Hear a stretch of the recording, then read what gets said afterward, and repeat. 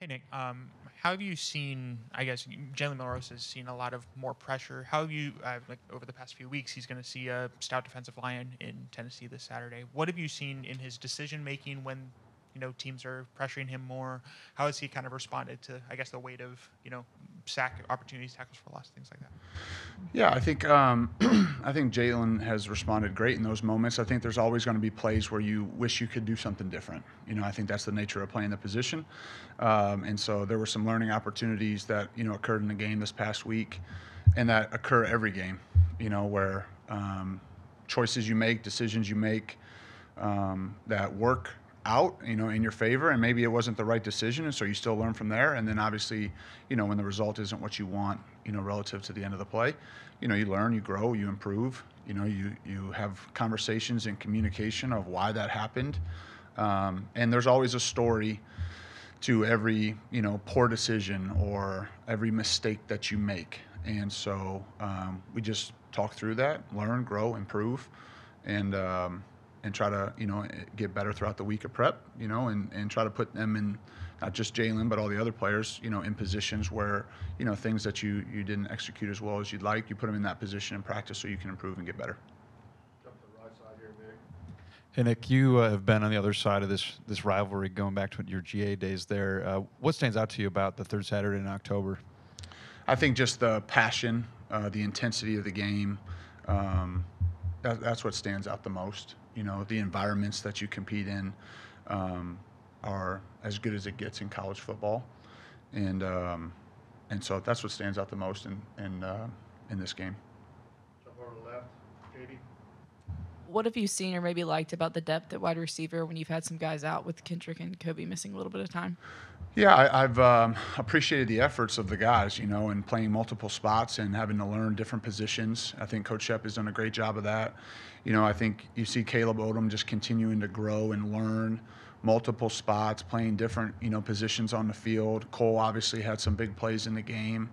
And so, with just the rotation of players that are up each week, obviously Ryan and Germ have been steady and productive for us, but I think the depth of that room has certainly helped us. E-Man has had some good moments. And so, I know there's other guys too that I'm probably leaving out, but I think it's a deep room, and they're improving each and every week. And Coach Shep's doing a great job of mentoring, molding, coaching, all of the above. And I think, those guys have contributed and helped us for sure.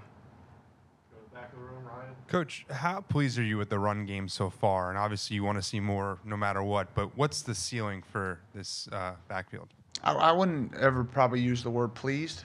I don't think in any area really. We're always trying to improve. I thought, we took strides running the ball in the game this past week. We had some negative yardage plays that really kind of skewed the numbers that way, but I thought there was some really strong, tough physical runs by both Jam and Justice in the game. And so there was things to be encouraged by how we ran the ball at times. I think across the board, we're looking for consistency. That's in all areas. There were certainly things that we can do better, both in the run game and in the pass game from this past week.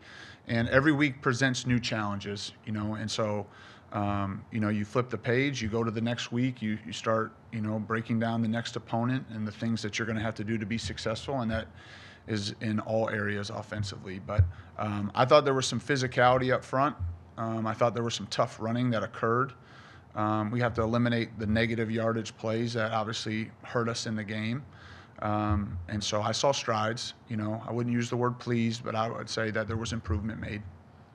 Go to Ariel, all the way back in the middle. Coach, sticking with the upfront unit, what is maybe the message to those guys concerning quarterback protection leading up into Tennessee? I didn't, just being very blunt and honest, I thought that we did a nice job, big picture, blocking, this past week in pass pro. Some of the issues that we had protectionally were a little bit more schematic than they were individual.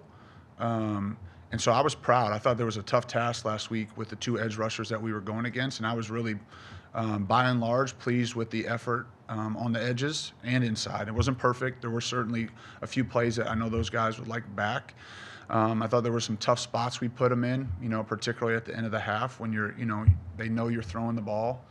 And even some of those weren't, they were a little bit more schematic or quarterback location in the pocket. And so I thought by and large that the guys up front did a nice job in pass pro. Like I said, some of the issues that we had or the sacks that occurred were a little bit more schematic than they were, one-on-one breakdowns.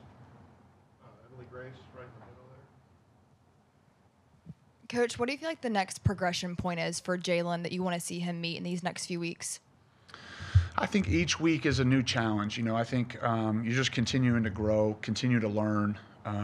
We talk to the players every week that every time you go out there on the field, you send a message or an invitation. And so, when you have things that you do well, you're sending a message to the other team that this is something that we're really good at. And when you struggle with something, any player, any scheme, any coach, then you're inviting them to try to see if you fixed it. And so I think that occurs each and every week for us. And so Jalen's no different, our whole offensive unit, things that we have done well. Obviously the opponent is looking at that and trying to find ways to slow you down in those areas. And then things that you struggled with or have, not executed as cleanly, they're going to, try to show you, see if you've improved in those areas. So I think for all of us, it's identifying the things that we need to be better at and trying to fix those issues as you're moving forward to the next game.